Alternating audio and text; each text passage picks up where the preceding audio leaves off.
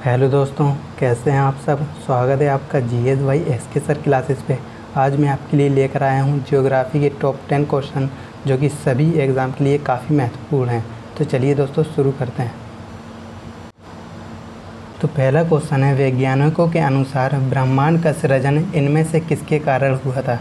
तो दोस्तों वैज्ञानिकों के अनुसार ब्रह्मांड का सृजन महाविस्फोट के कारण हुआ था, यानी इसका सी ऑप्शन ठीक है दोस्तों।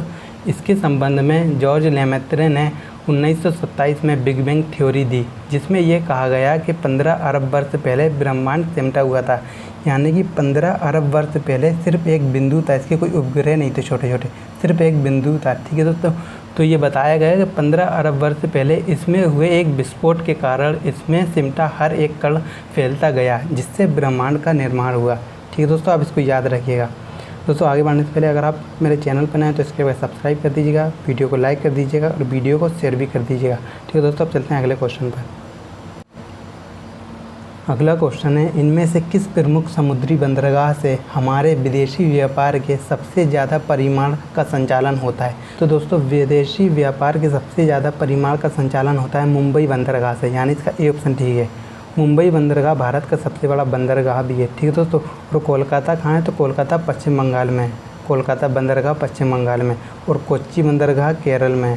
ठीक है दोस्तों, और कांडला बंदरगाह गुजरात में है। ठीक है दोस्तों, अब चलते हैं अगले क्वेश्चन पर। अगला क्वेश्चन है, ब्राज़ील में विस्तृत कॉफ़ी बागान को डैश डैश डैश कहा जाता है। तो दोस्तों ब्राज़ील में जो बड़े बड़े कॉफ़ी बागान हैं उनको फेजेंडास कहा जाता है, यानी इसका डी ऑप्शन ठीक है। क्या कहा जाता है दोस्तों, फेजेंडास कहा जाता है।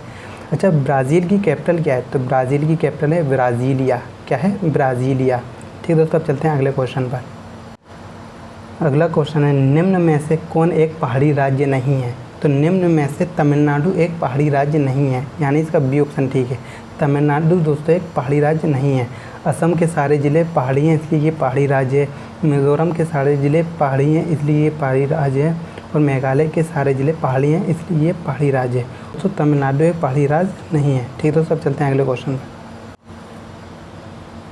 अगला क्वेश्चन है, वायुमंडल की कौन सी परत रेडियो तरंगों को पृथ्वी की सतह पर वापस परावर्तित करती है। तो दोस्तों वायुमंडल की आयन मंडल जो परत है वो रेडियो तरंगों को पृथ्वी की सतह पर वापस परावर्तित करती है, यानी इसका ए ऑप्शन ठीक है, आयन मंडल।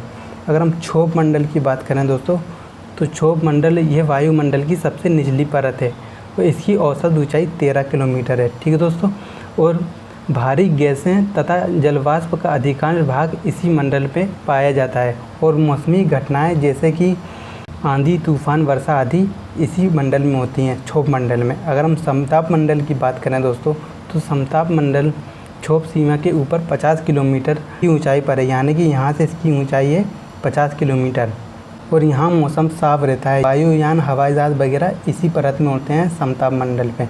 और दोस्तों समताप मंडल के निचली परत में ओजोन गैस पाई जाती है। क्या पाई जाती है, ओजोन गैस। क्वेश्चन आता है कि ओजोन गैस किस परत में पाई जाती है, तो समताप मंडल की निचली परत में पाई जाती है।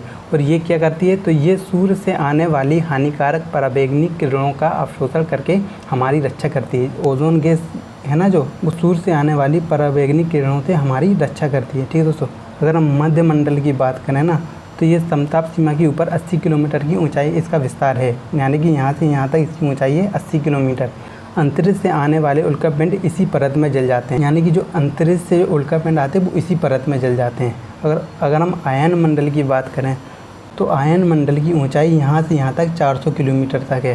ठीक है दोस्तों, और पृथ्वी से प्रसारित होने वाली रेडियो तरंगों का परावर्तन इसी परत से होता है, जो कि इसका आंसर भी है। ठीक है दोस्तों, और अगर हम वायुमंडल की बात करें, तो ये वायुमंडल की सबसे ऊपरी परत है, इसमें हाइड्रोजन और हीलियम गैसें पाई जाती हैं। ठीक दोस्तों, अब चलते हैं अगले क्वेश्चन पर। अगला क्वेश्चन है, उस राज्य का नाम बताएं जो मसालों के लिए प्रसिद्ध है। तो दोस्तों मसालों के लिए केरल राज्य प्रसिद्ध है, यानी इसका डी ऑप्शन ठीक है, केरल मसालों के लिए प्रसिद्ध है। अच्छा, केरल की राजधानी क्या है, तो केरल की राजधानी है तिरुवनंतपुरम। क्या है, तिरुवनंतपुरम। ठीक दोस्तों, अब चलते हैं अगले क्वेश्चन पर। अगला क्वेश्चन है, दक्षिण गोलार्ध में सबसे लंबा दिन है। तो दक्षिण गोलार्ध में सबसे लंबा दिन है 22 दिसंबर, यानी इसका डी ऑप्शन ठीक है, 22 दिसंबर दक्षिण गोलार्ध में सबसे लंबा दिन होता है। अच्छा, ये 22 दिसंबर को क्यों होता है, तो चलिए जानते हैं क्यों होता है ये। तो दोस्तों 22 दिसंबर को सूर्य की लंबवत किरणें मकर रेखा पर पड़ती हैं, जिसके कारण दक्षिणी गोलार्ध में दिन की अवधि लंबी तथा रात की अवधि छोटी हो जाती है, और ठीक इसका विपरीत होता है उत्तरी गोलार्ध में। ठीक है दोस्तों, अब चलते हैं अगले क्वेश्चन पर। अगला क्वेश्चन है, निम्नलिखित में से कौन सी गर्म समुद्री जलधारा है? तो दोस्तों गर्म समुद्री जलधारा है कुरोशियो जलधारा, यानी इसका सी ऑप्शन ठीक है। कुरोशियो जलधारा समुद्री जलधारा है गर्म, और लेब्राडोर ठंडी जलधारा है, और बेंगुएला ठंडी जलधारा है, और हम्बोल्ट ठंडी जलधारा है। अच्छा, हम मैप में देखें कहाँ है कुरोशियो जलधारा, कहाँ बहती है। तो दोस्तों अगर हम मैप में देखें तो कुरोशियो जलधारा जापान वाले रीजन में बहती है, और इसीलिए इसको जापान करंट या ब्लैक करंट भी कहा जाता है। और भी जलधाराएं हैं, आप मैप में देख लीजिएगा, जितनी भी रेड एरो की हैं वो गर्म जलधाराएं हैं, और जितनी भी ब्लू एरो की हैं वो ठंडी जलधाराएं हैं। ठीक है दोस्तों, अगला क्वेश्चन है, सुएज नहर भूमध्य सागर को डैश डैश डैश से जोड़ती है, यानी कि सुएज नहर भूमध्य सागर को किस सागर से जोड़ती है? तो दोस्तों सुएज नहर भूमध्य सागर को लाल सागर से जोड़ती है, यानी इसका सी ऑप्शन ठीक है, रेड सी से जोड़ती है। अच्छा, अगर मैप में देखें तो ये रहा भूमध्य सागर, और ये रही सुएज नहर, और ये लाल सागर है। तो भूमध्य सागर को लाल सागर से जोड़ रही है सुएज नहर। ठीक दोस्तों, अब चलते हैं अगले क्वेश्चन पर। अगला क्वेश्चन है, झारिया कोयला क्षेत्र कहाँ है? तो दोस्तों झारिया कोयला क्षेत्र झारखंड में है, यानी इसका ए ऑप्शन ठीक है, झारखंड में झारिया कोयला क्षेत्र है। अब झारखंड में, तो झारखंड की कैपिटल क्या है? झारखंड की कैपिटल है रांची। क्या है? रांची। ठीक है दोस्तों, आज के लिए इतना ही। अगर आपको वीडियो पसंद आई तो वीडियो को लाइक कर दीजिएगा, वीडियो को शेयर कर दीजिएगा। अगर आप मेरे चैनल पर नए हैं तो इसके बाद सब्सक्राइब कर दीजिएगा। ठीक है दोस्तों, अब मिलते हैं अगली वीडियो के साथ। Goodbye and take care.